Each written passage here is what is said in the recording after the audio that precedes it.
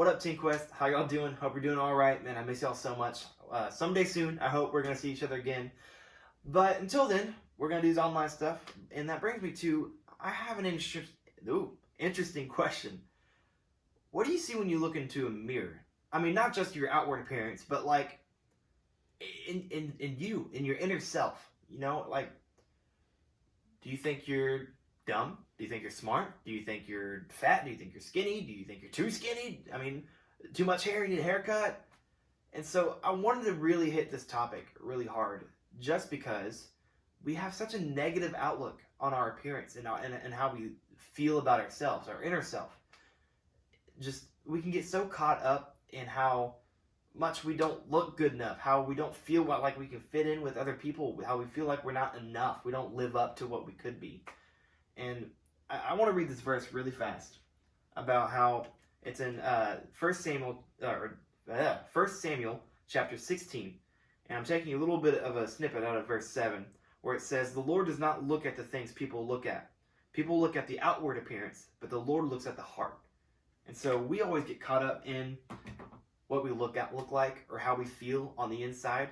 But man, God sees you for who you are and your unique self. And so we'll always take this mirror, you know, we'll look at ourselves and we'll just be like, man, he's ugly.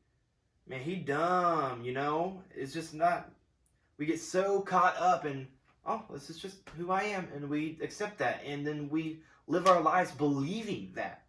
And look, I'm here to tell you, that's not okay. You can't go around believing that. And so I have a question, another one. A, you can't believe that, obviously, but how do you think God sees you in his eyes, in his perspective? Because before Christ, he saw us for who we are. You know, he knew our inner heart and who we were, like the good, but he saw all the bad too, and that's where he was.